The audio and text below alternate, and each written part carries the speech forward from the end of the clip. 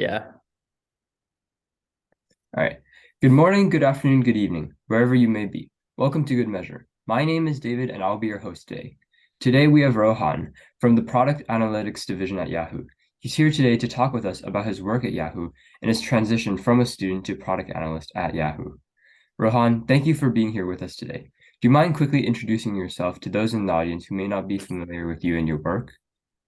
Yeah. Hey, yeah, I just want to say thank you for having me on. It's a pleasure. Yeah, so I actually went to undergrad at the University of Virginia. I studied economics. I graduated in 2020, which was kind of a strange time with the COVID pandemic going on. So all these companies started shutting down back in March and the spring of that semester. So I wasn't too sure how long the job market would be closed up or if it was going to be long term. So I decided to go back and get a master's Mhm, in analytics. By that point, since I studied economics and finance in undergrad, I wanted to pivot to more of a technical role, mhm, specifically in analytics after doing research under one of my professors. Um, so that led me to get a master's from UVA as well, just because I was accustomed to the school. The mhm, business school had a good reputation. So I decided to get a business analytics degree there. mhm, After that, I quickly saw how important it was to actually get work experience on the job. So mhm, I actually started working while in my master's towards the end. And this was honestly invaluable for me to get my second full-time job, which mhm, was at ProShares. We did like asset management. I think it was like 70 billion AUM. And I worked in their like data science, business intelligence division. So there I was doing a mix of business intelligence and data science, creating dashboards, doing some predictive modeling, and it was a good experience, which ultimately led me to Yahoo. I'm sure all of you know what Yahoo is. They do like a bit of mail, like sports, finance, kind of in a bunch of different things. Started back in the 90s. Yeah. Awesome. So speaking about sort of, I was just like listening to like you and talk about like you talking about like masters and like getting a job while like sort of in the later end of your master's degree. And so how do you balance your academic work with these sort of like with these things from the outside while pursuing your degree? And what lessons did you learn from this experience that you apply now in your sort of day-to-day life as a product analyst?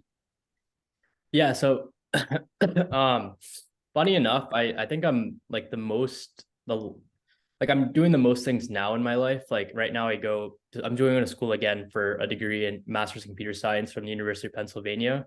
So Mhm. that's taking up a lot of my time with work, and I do a few other things on the side. So I am technically the most busiest now, but I think there's this law of essentialism. There's a book called Essentialism, and it's this law to pretty much block out any task that's not important to you and will not lead to your result. So I think it's important to map out where you want to be in 5 years and what your goal is, and then figure out what is actually important to reaching your goal. Pick two or three things that you really want to excel at, and really block out all the noise. It's funny because when I was an undergrad, I was taking like 14, 15 credits at a time, and I always thought I was really busy, but I realized a lot of that time is just chunked up as dead time, where you think you're doing so you're going to the library for maybe 4 hours, but how much of that time are you productively like in deep work? And I think the answer is probably maybe like 10, 20% of the time. A lot of times you go with friends, a lot of times you eat, a lot of times you'll check your phone, you'll go on Twitter, and it's not just the time that you're talking to a friend or you're sending out a text. It's also the time after where you're thinking about, hey, is this person going to reply? What are they going to say? So I think really try to minimize distractions and figure Mhm. out what's important to you and then focus on those core things. Okay. And so sort of speaking about like the things that you've like learned like during like the course of your academic career, like can you tell me about like a challenge that you've pursued that you've sort of faced while pursuing your degree and like what you've done to sort of overcome it? And how does that translate to like your like role now at Yahoo and just like maybe like challenges that you find in the workplace? Yes, I think for most people, the biggest challenge is figuring out what you want to do when you get out. I think it's a very select few that know what they want to do going in. Um, And a lot of the times people have this idea of like, oh, I want to be an investment banker, I want to be a consultant, but they're just kind of going with the flow with the herd of people who want to go to those same career paths. And I think that's what they're supposed to be doing. So Mhm. in my mind, this is more of an alternative take. I think the purpose of college is to figure out what you want to do, experience a bunch of different classes, talk to different people like you're doing now, and see, is this something that I see myself doing in 5 years? And okay, whatever, you choose to do consulting, you choose to do data science, and you do it for a year or two and don't realize you don't like it, it's not the end of the world. Whatever you decide to major in, it doesn't matter in the long run. Whatever job you take out of college, it doesn't matter in the long run. So I think going in with an open mind and a curious mind and not thinking everything's set in stone. The world is dynamic. And I think if you have that mindset, you'll be pretty fairly successful. Awesome. And what kind of like coursework or like projects that you've been doing in your degree with business, with economics, and maybe even now in computer science? Like what classes and projects do you think were most applicable to like or translatable to your job now? And how do you use those skills? Right. So when I made that switch into the analytics sphere, I was kind of mad at myself for doing economics undergrad and doing more of a business background. Um, and I quickly realized in my work, you're actually like in your day to day, you're using a lot of business, and I don't think anything's to waste. I established some domain knowledge in finance, and I was able to work at ProShares and asset management while being able to have my finance background and use my analytical toolkit. So I don't think any class was a waste. But to answer your question in particular, the class that really stood out to me was an intro to data science course I took my 4th year. And that kind of opened the door towards the analytics space for me personally. To take your question one step further, I'm sure everyone's hearing the buzz around AI and chat GPT and everything. So I think a lot of these jobs, we're going to go through a wave within the next 10, 20 years where a lot of these jobs gets automated. And I think in order to be at the front of all of this, some sort of like machine learning class would be very useful. And really understanding like the ethics and governance of AI are going to be imperative to understand going forward. Awesome. And so I want to talk a bit more now about like your experience at Yahoo. And so this is similar to what I asked earlier, but what have you learned from now being like at a professional place, like having worked at these past companies, and what have you learned from those companies that you're now applying into your like studies for a master's in a computer science? Can you repeat the question? So like how has your experience from working in these companies um translated into skills that you now use or you've newly acquired for learning? Yes, I think the main skill here is being curious and always learning. Every company you go to, there'll be a ramp up period, whether it be the domain, whether it's the tools that they have, or the workflows and processes. So, Mhm. yeah, I mean, you're right. Like the skills I learned at Yahoo are totally different at my previous firm, ProShares.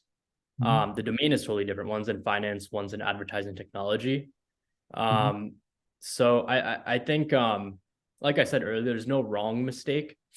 There's no wrong career move. Like you'll pick up skills in whatever job you take, whatever company you join. But what I took out of Yahoo is I've had great mentors and managers at Yahoo so far.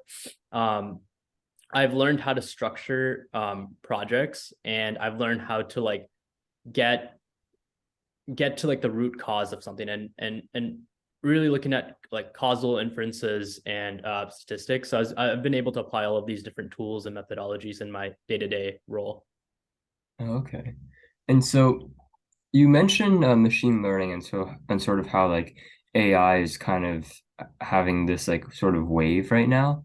What resources do you use to stay up to date with the latest trends and developments in your field, and how do you continue plan to continue using it in the future?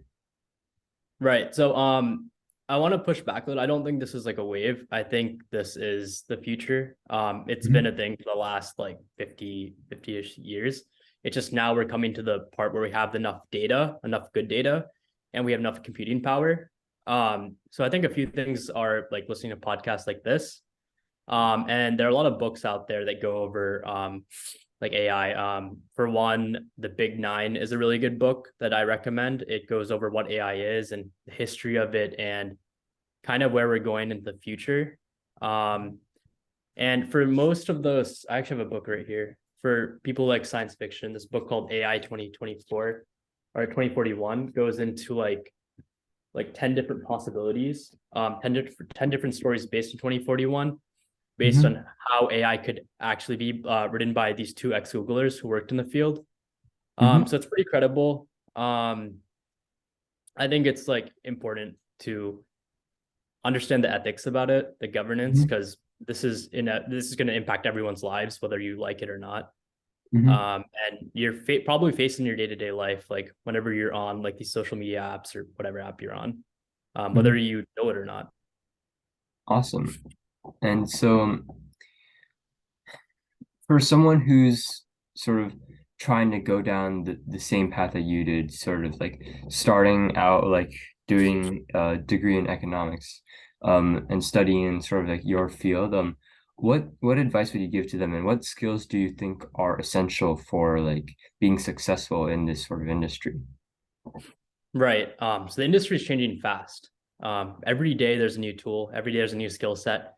The languages and tools that are people are using now will not be the languages and tools used later. Um, that being said, I know this isn't an answer people like to hear, but just being curious and being willing to learn. Just because you graduate undergrad doesn't mean you're done learning. Um, every company you join, you'll have to like be doing stuff on the side to really keep yourself up to date. My advice: major in what you're interested in. It's likely that it probably won't be what you end up doing for the rest of your life. I think there's a statistic that like 70% of people who majored in something like do something totally unrelated after college. So keep Hmm. an open mind. Don't have too much pressure on yourself based on what you study. And a lot of the industries of tomorrow, we don't even know what they are. The next big companies, we don't know what they are now. So yeah, so don't feel too much pressure to know what you exactly want to do for the next 50, Hmm. 60 years. Awesome. And so speaking about the future, could you describe some long-term goals that you have, and how do you think your role as a product analyst at Yahoo and sort of working out your computer science degree at UPenn sort of fits into those goals? Yeah, so the more I really read into this AI revolution, I really see my role being maybe somewhat trying to for my first step is really understanding these different algorithms theory behind them and how they play a role. The next step is understanding what are the practical applications of these while also being ethical. I think that's what we're really trying to figure out now. So maybe I was thinking maybe more like a machine learning engineer coupled my data science skill set coupled with a computer science degree from Penn. Hmm. Well, that's awesome. Is there any last thing you'd like to say to the audience? Any last words of advice that you'd like to give them? Yeah, so I think I covered this earlier. Just have an open mind, be curious, and keep learning and whatever that really interests you. Find your passion and really expand on it. Awesome. Well, thank you so much for being here. Cool. Thank you.